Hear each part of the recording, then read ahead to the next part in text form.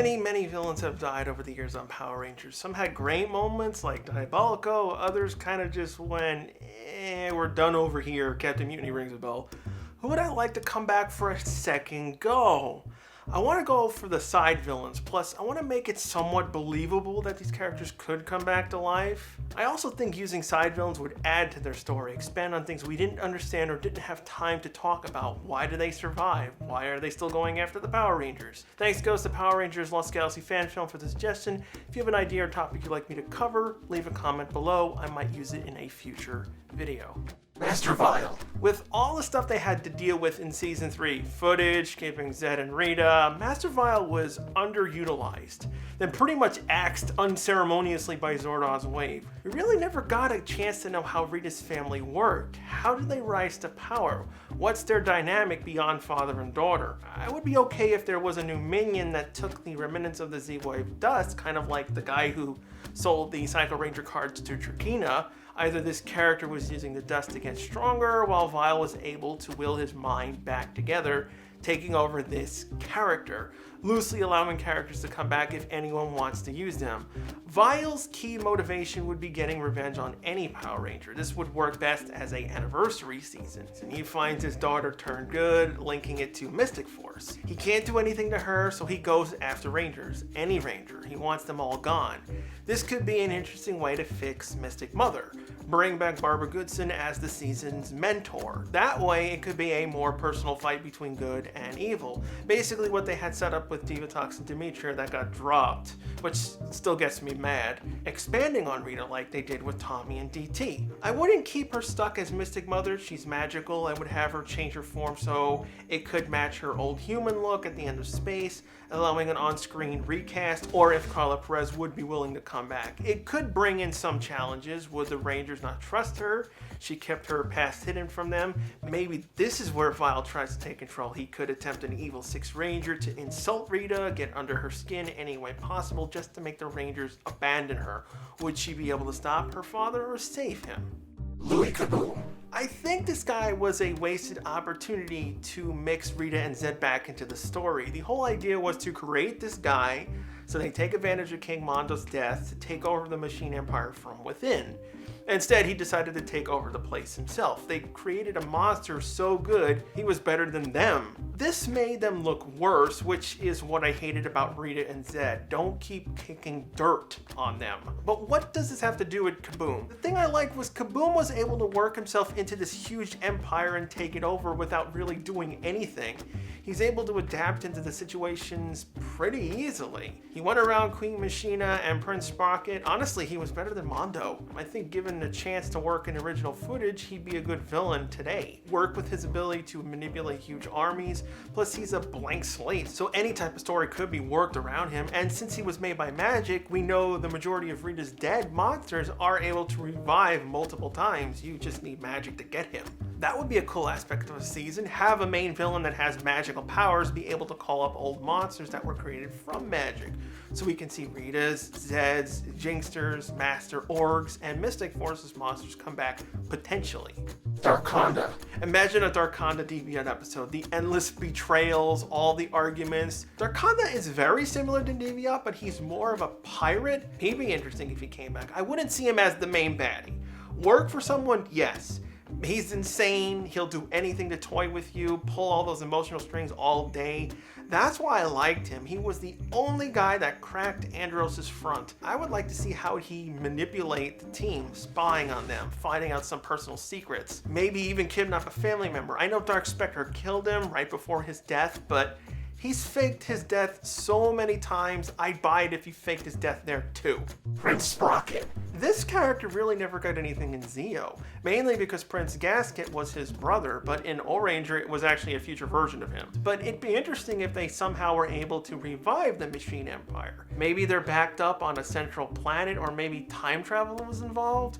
We've seen the Beetleborgs fight for them in the Forever Red. Sprocket had potential. He thought up some interesting plans, wasn't afraid to do things in secret, or involve going after Rangers in their normal lives. He also technically doesn't have to grow up. He could still be the same kid robot, just titled King Sprocket. It'd be a different take on a PR villain leader. Have that whiny, spoiled brat personality on top of being evil.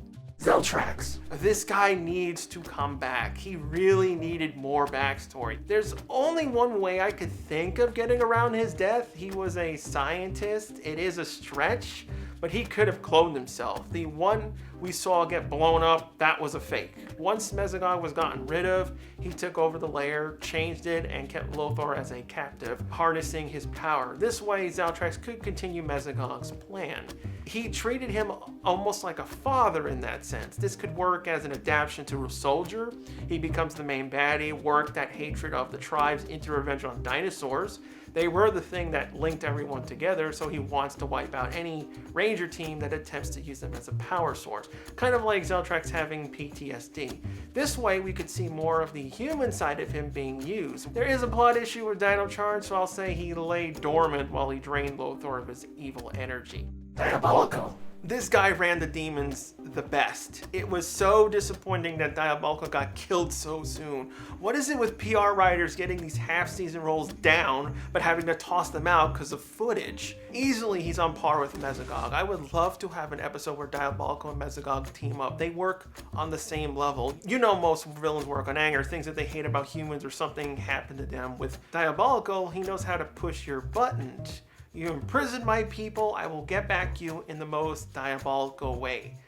Honestly, his plan worked. The captain lost his son, and in order to protect himself from the future invasion, he had to seal himself in an underwater base. That's what I love about PR. It's a kid show, but the writers will do subtle things like this. Bringing him back would give a second go, without worrying about Olympus taking over and screwing everything up.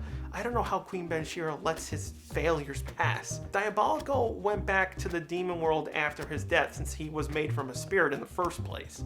They're kind of immortal, unless sealed away, especially if Diabolical can steal the powers of Olympus and Benshira, since he doesn't care about them anymore. Having the power of multiple demons with his tactician brain, he could be a really hard villain to defeat, maybe even trying to get another human to follow him, infiltrating the team, learning from his failures with Ryan to destroy the team from within, not by force. Deviant. What makes the conniving deviant more scary? How about a deviant that can enter your body? I've talked about this guy a lot. I've already given many different ways he could be brought back. One thing I hadn't thought about, Deviant was basically turned into a spirit ghost when they killed Turkana. Imagine him having that power to escape death and inhabit anyone, similar to how Venjix works in his bots. Deviant can make crazy plans to use people. Imagine him taking control of one of the Rangers, stealing Zords, stealing powers. This could work in a mid-season finale. With his expertise on the Galactic Beast, he could take over primary Zords, which forces the Rangers to create new Zords just to prevent him entering them, or even a suit power-up, which Pierre loves to do. Dealing with someone who's technically savvy, like having ability for the bad side, would be very difficult to stop. Psycho Rangers. I love the Psycho Rangers, but they always had this problem where two of them really got anything to do.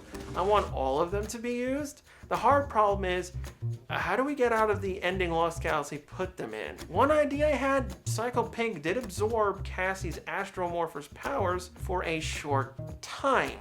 What if when Kendricks cut her off and the team finished Psycho Pink, she pulled a Venjix, got trapped in the morphing grid. With this extra power, she was able to rescue the other 4 spirits.